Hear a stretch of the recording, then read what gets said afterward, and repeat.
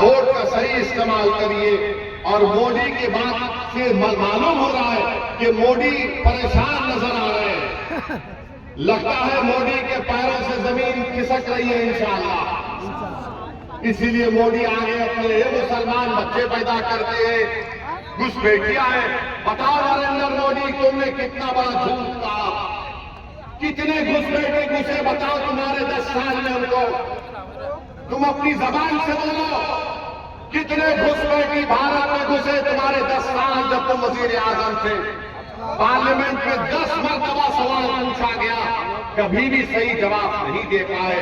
मगर मुसलमानों के ताल्लुक से नफरत पैदा करना हमारे हिंदू भाइयों में, ये बच्चे बहुत पैदा करते हैं और घुसपैठी है। अरे बच्चे पैदा कम हो रहे हैं और एक वक्त आएगा जब मुसलमानों की और हिंदुओं की आबादी स्टेबलाइज हो जाएगी। मगर नरेंद्र मोदी सिर्फ नफरत की राजनीति कर रहे हैं। और ये नीतीश कुमार इतना बड़ा खुराकी मास्टर है कि सर्कस का जोकर भी परेशान हो जाएगा इसके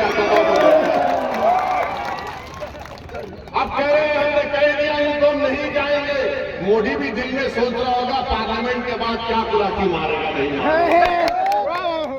और फिर इनका ये उम्मीदवार है जेडीयू का मास्टर। मास्टर का मास्टर कौन है? मोदी। मास्टर का मास्टर कौन है? मास्टर का मास्टर मोदी है ना।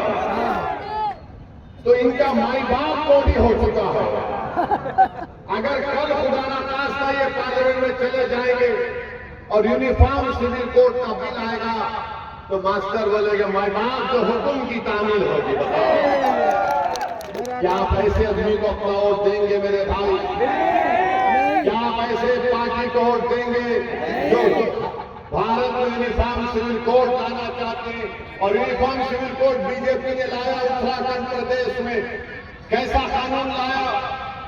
यूनिफॉर्म सिविल कोड उत्तराखंड में कहता है कि मुसलमान अपनी शादी निकाह से नहीं करेगा, स्पेशल मैरिज एक्ट से होगा। अब आप बताइए, आपकी हमारी शादी हुई तो निकाह हुआ, काजी साहब बोले नहीं स्पेशल मैरिज एक्ट। अरे दुल्हन को महर नहीं, महर कुछ नहीं। शादी अगर खत्म करना है तो दूसरे कानून के तहत दो। ये यूनिफॉर्म सिविल कोड होगा। इसीलिए हम आपसे अपील कर रहे हैं कि मजलिस कभी बीजेपी से कॉम्प्रोमाइज कभी नहीं की। 10 साल का पार्लियामेंट का रिकॉर्ड उठाकर देख लो आप। ट्रिपल तलाक का कानून सबसे ज्यादा मजलिस ने मुखालिफत की। यूएपीए का कानून मजलिस ने मुखालिफत की और कांग्रेस ने तारीफ की।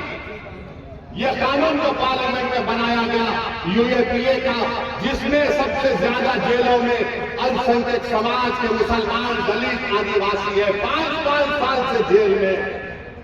कांग्रेस ने तारीफ की और हमको गाली देते हैं। इतने हर कानून पर मजलिस ने मुखालिफत दर्ज कराई और आपकी आवाज को बुलंद किया। हम आपसे ही अपील कर रहे हैं कि 26 तारीख को निकलकर अपना एक वोट पतंग छाप के निशान पर बटन दबाइए। आपको अख्तर अली ईमान को कामयाब करना है। अख्तर अली ईमान की जात को नहीं, ओवैसी की जात को नहीं, बल्कि सीमांचल और किशनगंज की जनता के इंसाफ के लिए, आपके विकास के लिए, आपकी ताकत और आवाज भारत के पार्लियामेंट में होनी चाहिए।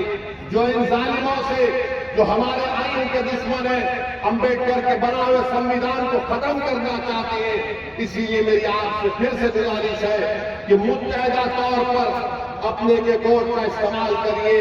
इस विधानसभा में अख्तर अली ईमान की कामयाबी के बाद आप देखते हैं कि कई विकास के काम करवाए गए। यहां पर एक स्कूल था, स्कूल में डेवलपमेंट का काम अख्तर अली ईमान ने कराया। कई तालाबों की मरम्मत अख्तर अली ईमान ने करवाई अपने एमएलए फंड से। आपको जरूरत है, सीमांचल की जनता को जरूरत है और हम आपसे गुजारिश कर रहे हैं और आपसे वादा कर रहे हैं कि अख्तर अली ईमान के एमपी की कामयाबी के बाद मैं अख्तर अली ईमान जितने विधानसभा इस किशनगंज के पार्लियामेंट में आते हैं हम हर जगह पर एक ऑफिस खोलेंगे ताकि आप उस ऑफिस में आकर एक आदमी होगा जो आपकी शिकायत को लिख कर रखेगा। अगर अख्तरुल ईमान नहीं रहेंगे, दिल्ली में रहेंगे सीमांत से लड़ने के लिए, तो आपकी तकलीफ को वो आवाम सुनेगी और अख्तरुल ईमान को मालूम होगा। और याद रखिए, ये तेजस्वी यादव ये कहता है एम वाई। आपको मालूम कि बिहार में यादव 14% है और मुसलमान 17% है।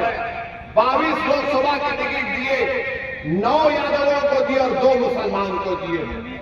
बताइए आप क्या तमाशा हो रहा है? कब तक हम इनको नेता बनाएंगे? कब तक हम इनको मुख्यमंत्री बनाएंगे? इनके वालिद को बनाया, इनकी माता को बनाया, अब इनको बनाओगे? अरे तुम कब बनोगे बताओ मुझे।